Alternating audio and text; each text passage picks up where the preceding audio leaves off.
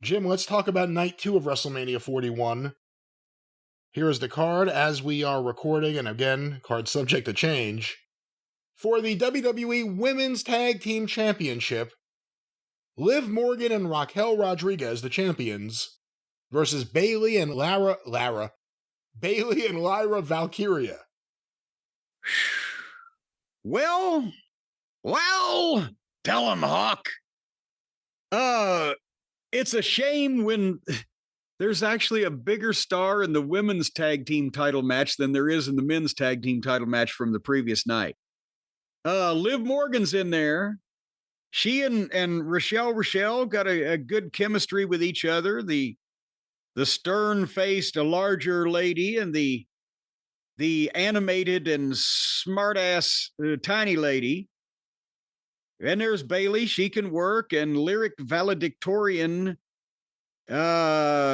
she has recently been picked out of a police lineup in Pocatello. Somebody knows who the fuck she is. But I'm going with Liv Morgan and Rochelle winning that match because of the fact that Liv Morgan is a fucking star.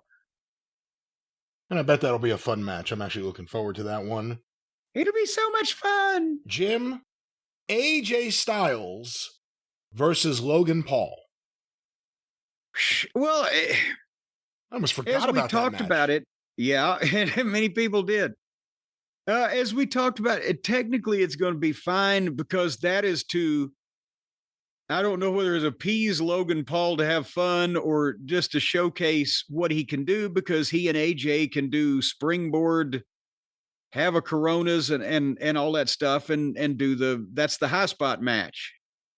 You know, Logan Paul, for supposedly going to do this full time, we haven't seen that much of him. Half the time he's from on location or he shows up to do a promo, and AJ is back.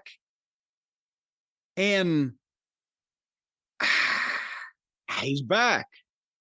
He hasn't really set the world on fire with being back, but he's back so he can have this high spot match with Logan Paul, which I would imagine Logan Paul will emerge victorious from.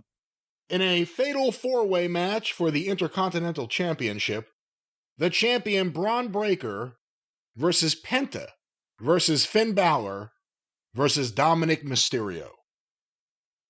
Oh boy, howdy. I guess they had to do this because they want to get everybody on the card. I mean, with a 3-way match as main event of night 1, why they're having any other multiple person matches, I have no idea, because they're all going to A, pale in comparison, and B, it distracts from the promotion. And I'd love to see Braun Breaker in a singles defense against anybody, but bet the farm on Braun, because my God, he is the future of wrestling, and I don't think they want to start beating him at WrestleMania.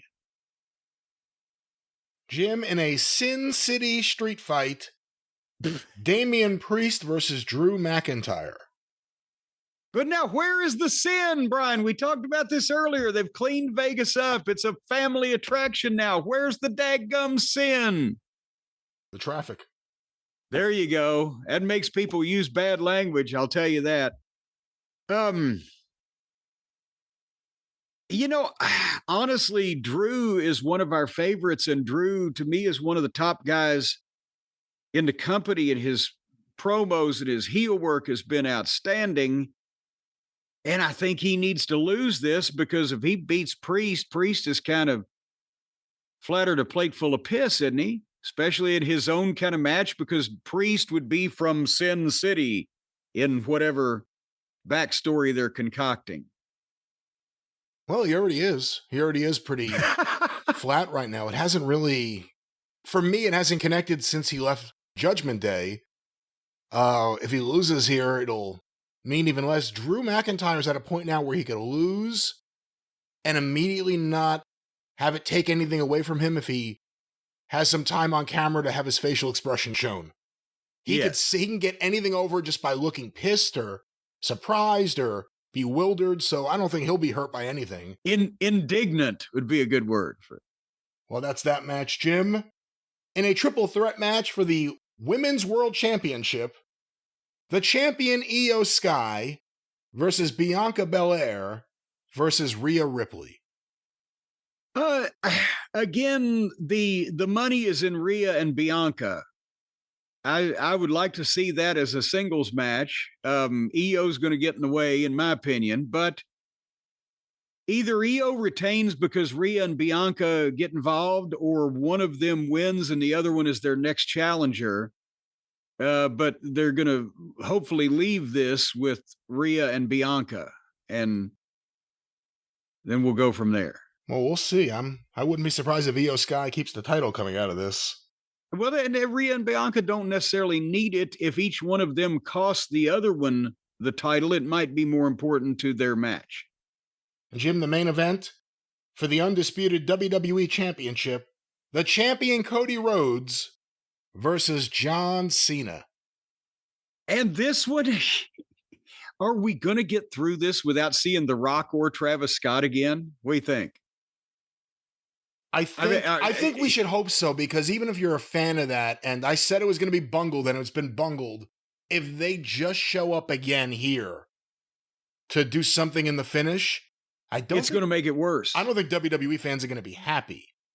You know, if The Rock had been on TV at all, if Travis Scott had been on TV at all over the last couple months, not to say I'm a fan of that aspect of it, then it's one thing. But if they just stroll out there again, you know, at some point, The Rock turns into a variation of Hogan. Just coming out there, he could justify everything he's doing because he's a star, but it's not helping anyone else or anything else on the roster. It takes away from it.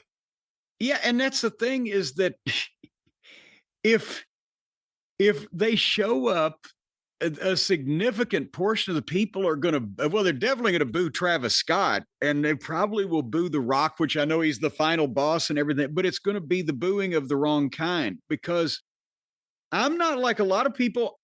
I have thought the promos between Cena and Cody have been great.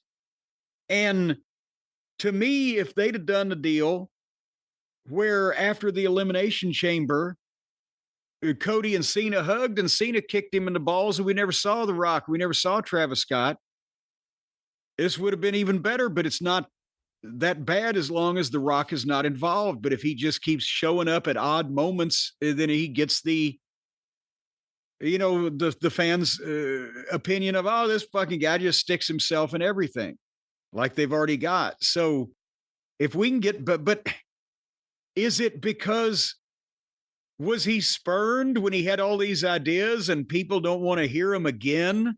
And now he's just left and gone away and he's not going to come back? Or is he going to come back because he has to, he feels, and get in the way of shit again?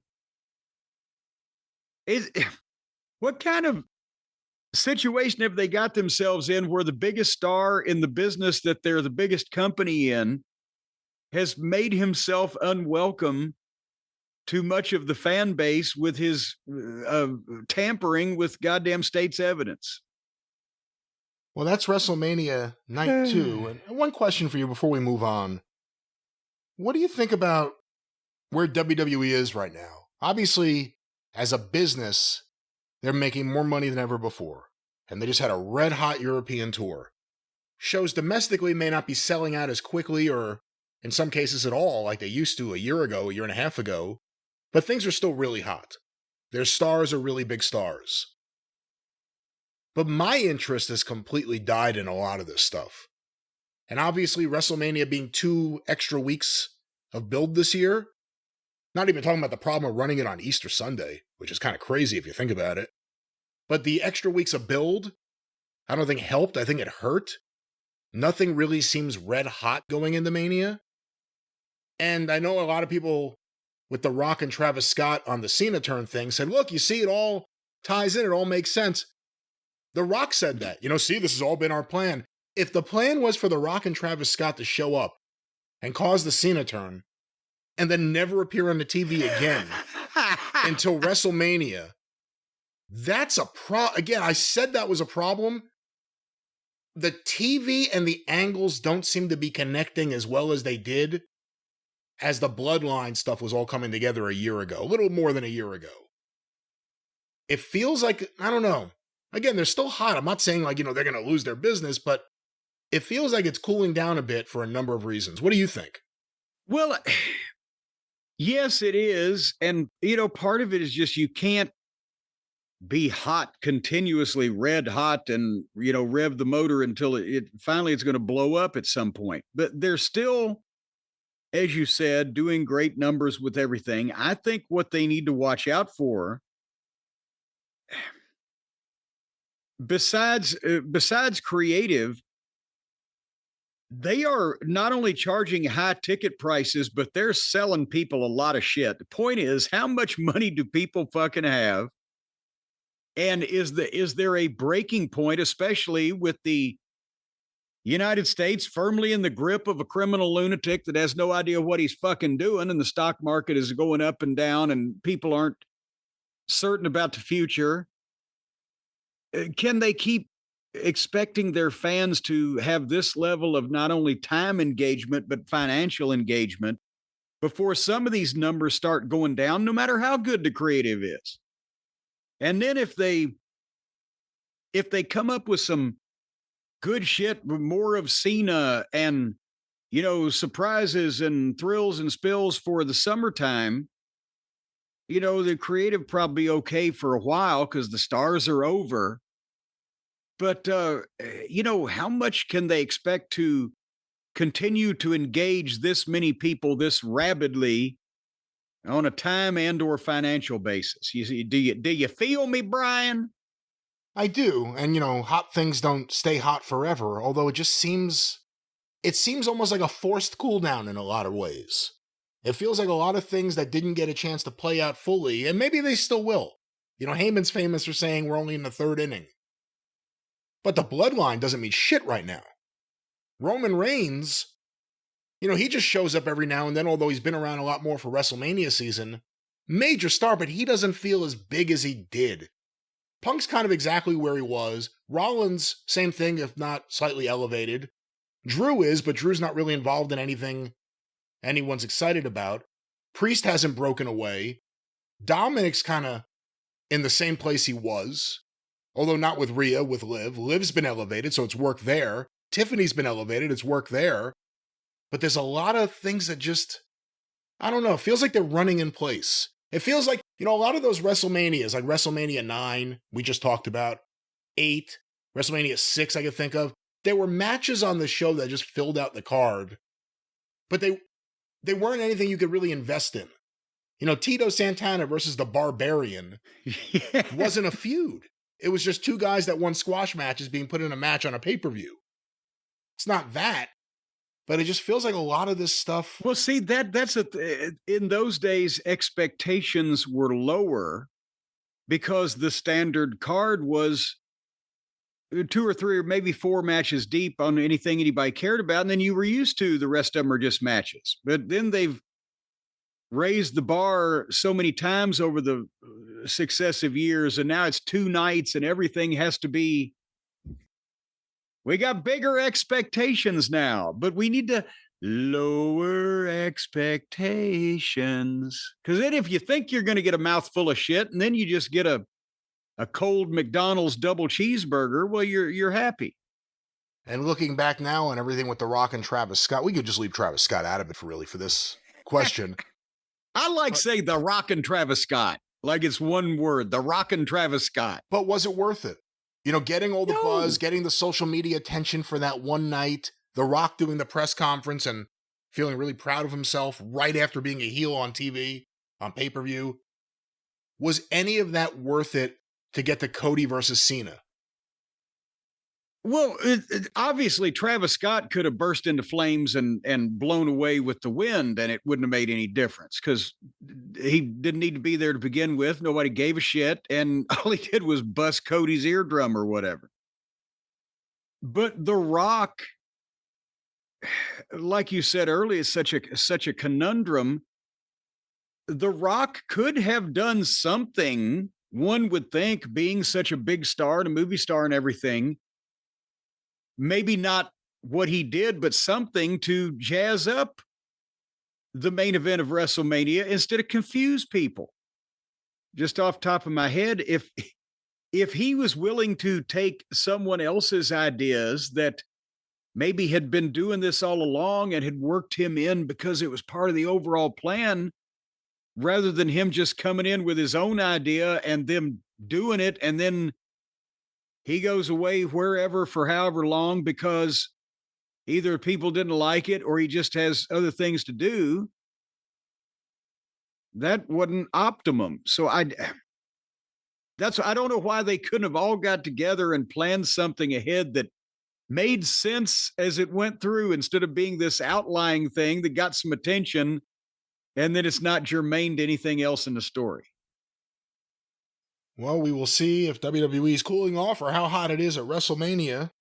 And of course, after WrestleMania, 2 nights of wrestling action, not even to count the Hall of Fame, SmackDown, NXT, the roast, all the things happening. After all that kind of action, especially if you're in Vegas, you probably need a good night's sleep. And maybe when you get out of Vegas and get home, you can get that good night's sleep from our friends at Helix Sleep. Well, that's right, Brian. You want to wait till after you get back from Las Vegas to have a good night's sleep because can you imagine what goes on, Brian, on those mattresses in those Las Vegas motels? For heaven's sake, everybody in the world converges, and now it's a family destination. So you've got families cross mingling with all the high rollers on the strip. You just know that you do not want your child to lay down on a mattress that a high roller on a strip has paid for a Tijuana donkey show the night before. You want to have your kids laying down on clean mattresses, like from Helix Sleep that makes mattresses especially for kids. There's not even room for a donkey. You got to get a Shetland pony. Have you had the Shetland pony mattress yet, Brian? Now, again, they don't have any of these features. I don't know why your mind goes to these places when talking about these things, but Helix Sleep has the finest mattress, whether you like a firm mattress or something a little more loosey-goosey. I don't know exactly the terminology here. I don't sell mattresses. Helix Sleep does, and they do it well because the mattresses are great, and Jim is so excited about the greatness of these mattresses that his mind just gets blown and goes all these different directions. Right, Jim? Yes, well, I see on the news all the time, a lot of the motels on Route 66, what they do is they throw their mattresses in a dumpster and then people come along and pick them up and sell them to the unsuspecting consumer. That's an epidemic of this bootleg mattress black market scheme going on around the country. You got to order. Really? It's an epidemic. You've seen this on the news. It's happening all over the place. You see it on the local news. But you got to sleep on a clean mattress. You got to have your family and your children on mattresses that are not defiled. And that's why Helix Sleep comes in, because not only do they make mattresses for everybody in the family, as you said, the firm sleepers and the soft sleepers and the back pain sleepers and the sleep apnea sleepers and the sleeping too hot sleepers and the snoring sleepers and the little kitties with the Shetland ponies. Helix has a mattress for all of them. And you can save money on it at the same time. No more going to the store where potentially you might buy a reconditioned Route 66 mattress.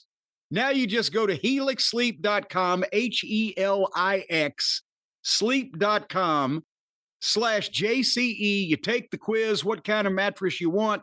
They make a bunch of them. They'll pick it out based on your preferences. They will send you said mattress, and you will sleep not only peacefully and not only comfortably, but also cleanly. They've also got the problem with some of these mattresses. If you lay on them too long, they will grow into your skin. And then when you get up, you just rip your back off. That's because of the secret alien fibers that some people cut costs with. Brian, you've seen this on the news also. I don't know anything about that, and I also do know that Helix Sleep has none of that. So why don't we talk about no, they don't, mattresses at Helix Sleep? They don't brook any kind of that foolishness. No, it's going to be competent and clean materials for your mattress. HelixSleep.com/JCE right now. If you go there and do that thing that I said to do, then you're going to get 20% off and 2 free pillows with your mattress order. And then how can you have a mattress without pillows? Boom goes the dynamite. They've taken care of it for you. 20% off. You're going to save money. You're going to get free pillows and a mattress that you can let your wife, your husband, your significant other, your children your pets all sleep on and feel good about it. And they don't use any asbestos or radioactive uranium waste in the making of these mattresses. That's the Helix guarantee. That's right. No radioactive waste. Boom. They come right out and say it on the website, folks. Once again, a great mattress. We have a few of them here in the house. They have them at Castle Cornette. You could have them at whatever house you live in. Helix Sleep. One more time, Jim. We love them. What's that lovable promo code? Yes, you can have them at the House of the Rising Sun if you want. HelixSleep.com/JCE. 20% off, 2 free pillows. Get them while they're hot. Don't go to Vegas. All right. Helix Sleep.